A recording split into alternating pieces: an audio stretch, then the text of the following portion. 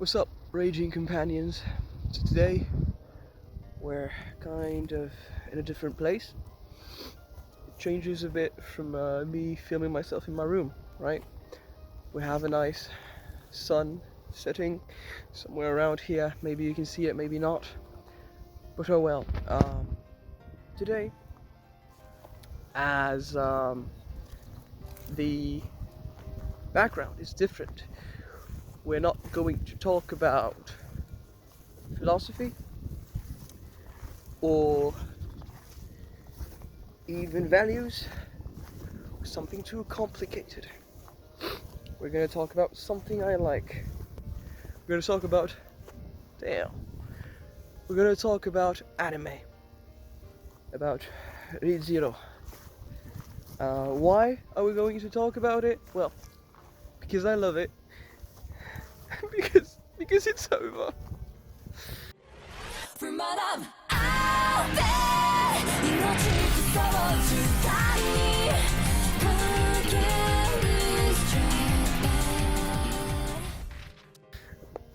So yeah,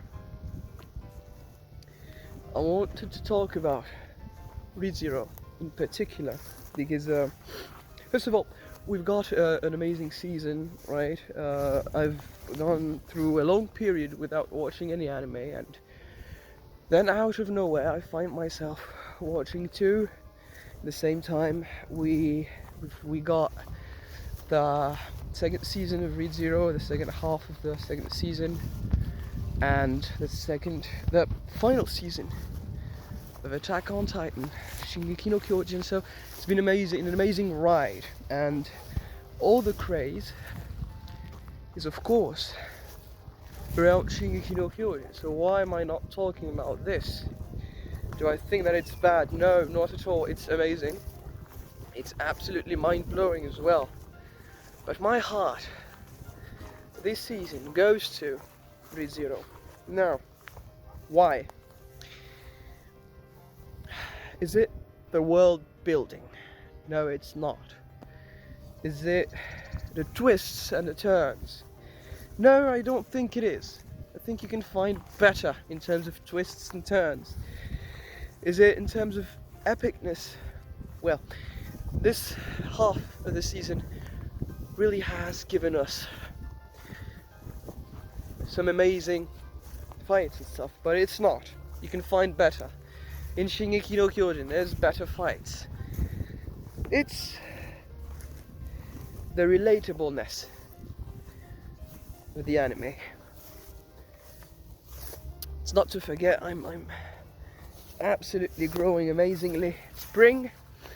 Not to forget that we are talking about an isekai. And normally what you see in isekai are broken characters that are that shit nerdy and useless in the real world, but once they get teleported to that new world where they become the absolute unit, the absolute ace of said world. Now, it's not the case with Re:Zero. The guy is a neat. He's quite of a shithead. Damn, I got thorns. Kind of a shithead, right? And once he gets in the world, this new world, he's still a shithead. Now, I've always thought that for this anime to be amazing, there was no need for it to be an isekai. It could have been someone that came from a far place and that got there by accident and that lost his memory. The amnesiac, I don't even know if it's how you say it in English, but this story trope, but it wasn't, right? It was an isekai that got teleported there. Maybe we're gonna have an explanation later on. But yeah, it added some kind of special thing to the series, right? He was the only human from Earth, and so he had some quirks and knew some things that the others didn't know. And needless to say that he knew nothing about the magic and how the politics worked in Luganica, I think it's called. But yeah, he basically knew nothing, and he fell in love with this girl that everyone hated. Let's have a little stop here, right? He fell in love. And that's where the story starts. And he died by the end of the first episode, and it turns out it's like he's living in a video game. Thank God it's not like that one isekai with a video game that we know. He has checkpoints, and every time he dies, he comes back to that checkpoint, and he doesn't control that checkpoint. So that checkpoint will change by itself. So it's not like it's OP broken. Sometimes he already did. He suicided to undo something that he had done, and he didn't like it at all. And turns out he suicided for nothing, because the checkpoint was just before he discovered that he had done that unchangeable thing. Right. I'm gonna speak about what I think about the anime, but if you want an in-depth analysis and stuff, don't watch this. It's my first time talking about an anime, and I probably am not qualified to do those kind of essays and stuff that we love. I can tell you to go watch Echidna, for example, or Giguk, channels like that. Those actually dive deep. I'm gonna talk out of my ass, okay? It's basically it. So yeah, ReZero. Why is it good? Well, because the character is relatable. And the character development in ReZero is amazing. Basically, every character you see in ReZero is important. No character is left behind. Every character gets some kind of development, and you know something about them, and you know that they could someday be useful. You know this. And their character, actually, their personality and how they do and how they react to our main character, Subaru, it changes over time. And so it's amazing. The characters actually grow, and every one of them grows. And then you have Subaru. That guy literally is a piece of shit. He has nothing going for him. He is not of noble blood, since he came out of nowhere. He doesn't know where to sleep or how to live. He doesn't know shit about the place he's in. He has no actual power other than the one that, well, if you die, you come back. So he's the absolute beginner human. Right? He gets beat up a lot of times, and that's why he dies. Because the other characters are amazingly strong. You've got a damn sorcerer that can cast 5 spells at a time while clapping his hands and his feet. And then you got Subaru that basically has nothing. He fights while running. He fucking runs, and he hits people with his hands. Later on, he gets a magic spell, basically fucking giant black fart, and it breaks him when he uses it. So you might think, yeah, man, the guy is not epic, right? He's not an Eren Yeager. Eren Yeager is like super smart. He's a fucking Napoleon of Shingeki, and he has the attack titan and all of these titans. And from the beginning, he was really charismatic and had a lot of resolve, and he knew what he would do. And he wasn't the cream of the crop, right, Eren? But he was still very good. Man, Subaru has nothing. Just has resolve, but not that kind of resolve that you respect from Eren. That the resolve from Eren is actually respectable. Let's change trees. It's actually respectable because, well, he is here to avenge his mother, and you want him to avenge his mother and to kill everyone and stuff. Look at the sky, man. Damn. He wants to do this, right? And of course, you understand him. You feel with him. But the guy is absolutely not relatable because, well, have you had your fucking mother eaten by a titan? And would you have the resolve to swing around with blades and kill those fucking titans? You know, now that you think about it, you would say, yeah, of course, man, it's my mother. But hey, we all know that wouldn't work out, right? We're not flying with fidget spinners in our hands. That doesn't actually work, guys. Now, you're gonna tell me, yeah, dying and coming back doesn't work. You've got a fucking point, okay? But the guy isn't smart. He's not talented at anything. He just has that stupid resolve. I call it stupid resolve. It's he just refuses to give up, and that's all he has. And sometimes he gives up. So even though he refuses to give up, and that's the basic shonen protagonist mindset, it's like, man, it's my ninja way. Sometimes he breaks and he becomes a real piece of shit. And times again, if you watch the anime, you'll hate him. You'll absolutely hate his guts.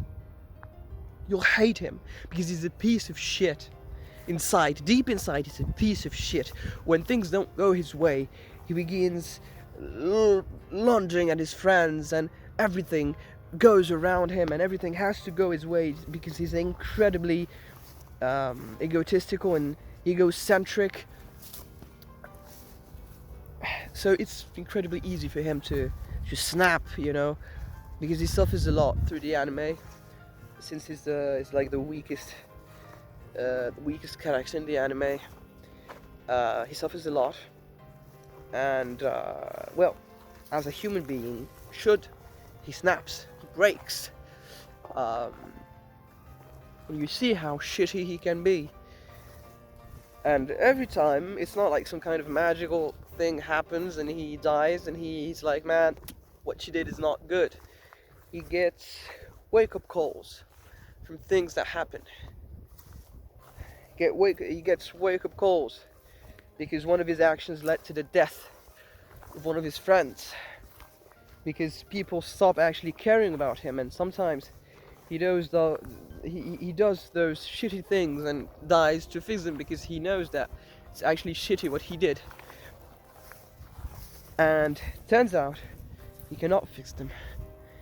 And so that's in those moments when he cannot fix them, of course, you as the viewer, it's quite of a shitty experience because you actually want him to succeed, because all the characters are so good. You want him to succeed, you want him to save everyone, and you want no one to die.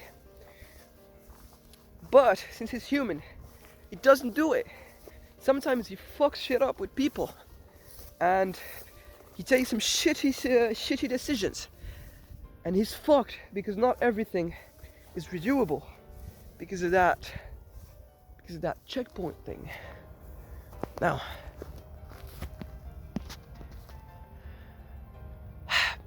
because of that checkpoint thing, and so he dies and he comes back and it turns out he cannot fix it. So what does he do? Well, he actually does what a real person would do. He actually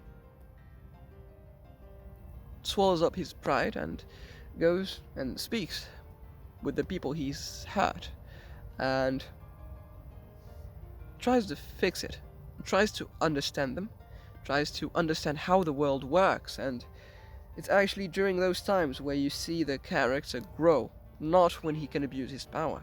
It's when he's helpless that you can see him really grow. And every time he comes back from a helpless state, you can really see his character change. So he becomes cheery again, but not like he was before he cracked, before he snapped. So that's the absolute difference.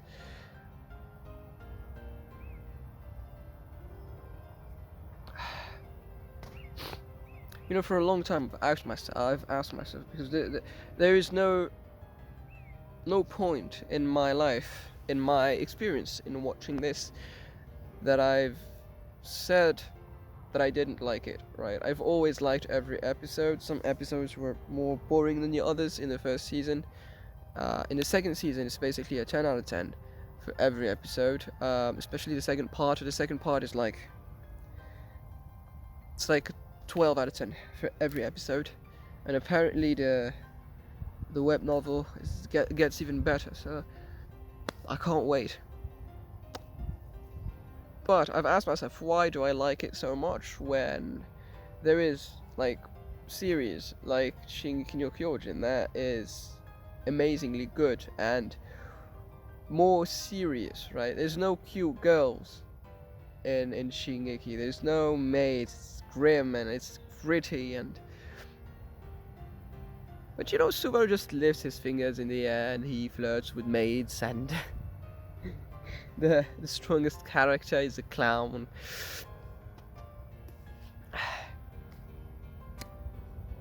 But yeah, there's something about the characters in ReZero. I think it's the characters in ReZero. You know, ReZero goes from, it makes you love a character, and the next few episodes you hate them, and then you love them again, and the villain that you hated, it turns out he wasn't that bad and he's a victim, and so you don't hate them anymore. And the character that you once loved, well, you hate them because you understand things about them. Some character that you thought were normal actually weird you out, and well, just like you would for a real person. The longer you actually get to know someone, the deeper you will go into their personality, and the better you will know them. The longer you know someone, the better you will know them. Because every time you see them, there's something new that's going to reveal itself to you. And sometimes, some things you don't like, and sometimes you're gonna do with it, because no person is perfect. And if you were to be that kind of seeker of perfect persons, well, you would have no one around you. And if Subaru had no one around you, he wouldn't do shit, because it's just like us. It's just human. Human, all too human. Even in an anime, I talk about Nietzsche. Yes, human, all too human. I think this is what drove me to love and to obsess over ReZero. Because yes, the actual affection I have for this anime is unhealthy. It's the anime that prompted me to go to Japan. And I did go to Japan, and the first thing I bought was a figure of Rem. Yeah. Let's not go into the details of that, but yeah. I mean, don't get me wrong, you have epic OSTs.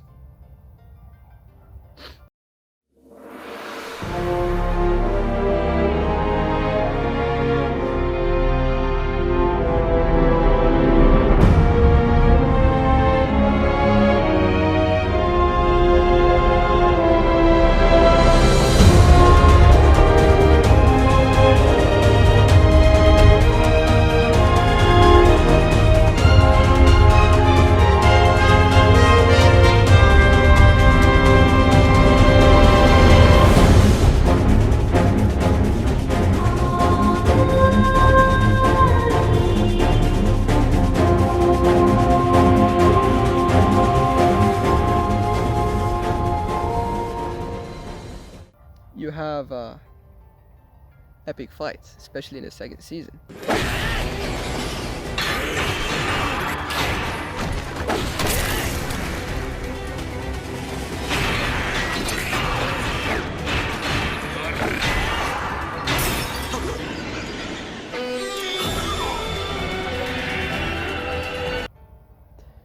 You have emotional moments and really serious moments with gritty atmosphere.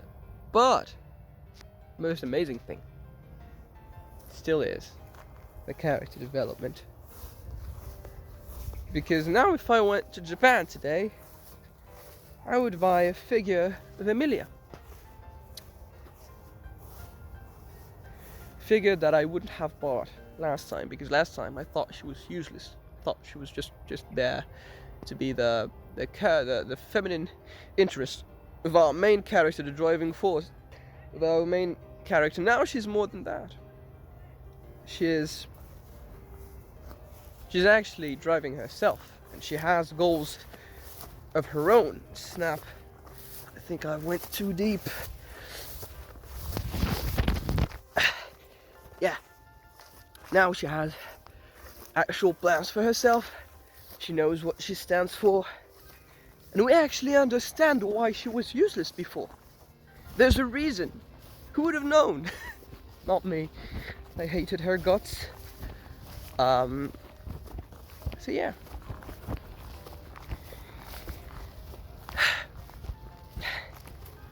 Let's not forget that to make this possible, they had to basically erase the character that people loved from the first season. The character is asleep, and from what I've heard, it's going to be asleep for the next seasons as well. 2 or 3 seasons in the future, she's going to wake up. So we have plenty of time for the other characters to actually get some build-up. The enemies actually have a story as well. It's quite cool. One of the most despicable enemies is actually, now when you see him, you have compassion and you want to hug him. Because you saw, in the second season, we saw his face, Betelgeuse, we saw his face before he actually began tearing people and playing Twister with bodies.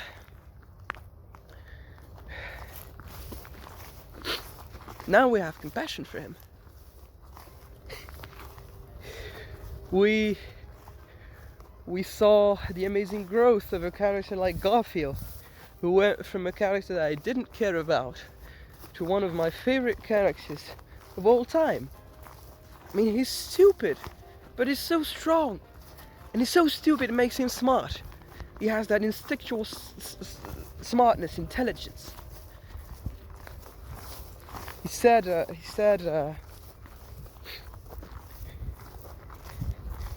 if I have 2 shields, defense and defense turns into offense, right? So, well, he's stupid. That's my point, and he knows it, and he likes it. And he went from just an obstacle to the actual reason why Subaru managed to do what he had to do. And he gave us the best fight of the season. And one of the best OSTs. And of course in the second season, we also get an amazing kiss scene. Yes, I'm a sucker for that, I've already talked about that. But we get that, and it's so natural. It's not like normal. I'm gonna sit here. It looks so good. It's not like normal main characters, right? Where he goes and talks with the song, kiss me, and they kiss and live happily ever after. Before the kiss, there's an amazingly real and humane fight. だから信じられるこうだ。好きってだけで信じる理由になんてならない。どうして約束を破ったの？言えねえ。 Between them, they argue, and then they kiss. That's amazing. And a few episodes before that, they kiss, but he dies after it. They kiss, and you see that Emilia is actually fucked as well. You see that there's a side of her that's fucked.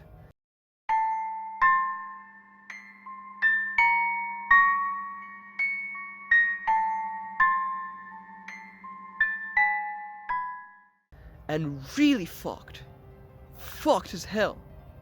You know, It's the most disturbing moment of the season with amazing music. ReZero has music of the gods, right?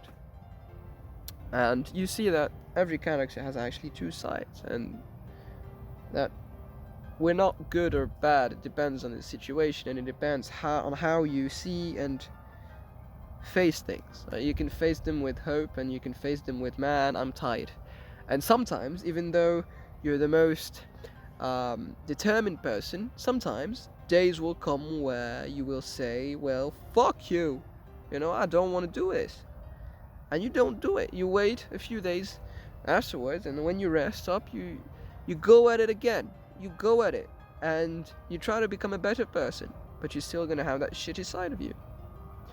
And, well, of course, the anime doesn't make us wait like that. Instead of actually sitting down and thinking upon himself and trying to understand himself, well, he has to die.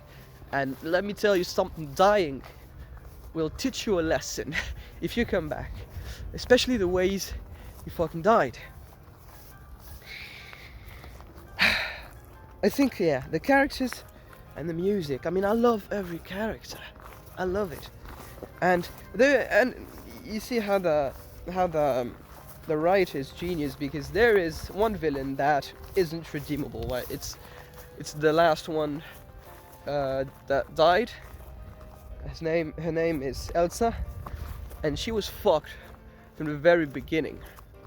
And there was a moment where she was fighting Garfield, and we see that she got feelings for Garfield, and for a moment we're like, man, maybe she just needs a hug. And she talks about her backstory, and you understand that even though she's a victim of someone, she's a victim of something. Well, she was fucked from the beginning. She was fucked. You understand that she was a bowel hunter, addicted to bowels from the damn beginning, and she's not redeemable. And so when she dies, you don't feel an ounce of sadness. You're happy, and you're fucking cheering because my boy Garfield lived. Hell yeah. So yeah, there's something I wanted to add about the nuance of things in ReZero, and I have 40 seconds to talk because my telephone is full. RAM, especially RAM, that sold the hearts of so many watchers in the beginning. That was a fan favorite in the beginning. Well, is somehow the character with the least amount of nuance. That is the reason why I like this show. And even then, even though she actually doesn't have any nuance, her nature forces her to have a nuance. She's like, when she gets angry, well, she has a horn come out of her forehead and fucks everyone and laughs like a maniac and actually becomes even more crazy than the rest of the cast. And that's perfectly what Jung talks about. The more perfect you try to be, and the more things you try to hide about yourself, well, the more fucked up your shadow is gonna be. Basically, without using the fucking jargon of Jung, the more things you try to build up in yourself by hiding it, the more fucked it will be, and the more fucked it will look when it comes out. And that's exactly Rem, because she's basically the perfect character of ReZero. She has no flaws. She loves Subaru and fights, and she takes care of him and doesn't like pain and doesn't like violence. She wants to live a happy life and have children with Subaru, and when she transforms, she's basically Satan. So yeah, that's food for thought. Goodbye. Yeah, my boy Garfield lived. Now, I've talked enough about ReZero, and I'm heading back home. I'm gonna enjoy the rest of my walk, and I hope you enjoyed our little banter about an anime. Tell me in the comments if if you enjoyed it, because it's the first time I do it and I didn't expect to do it on that channel, but ReZero is just that good. So don't forget, people, raging companions, don't forget, with it or on it, either way, your fingers held high up to the sky. Take care, boys and girls, you never know.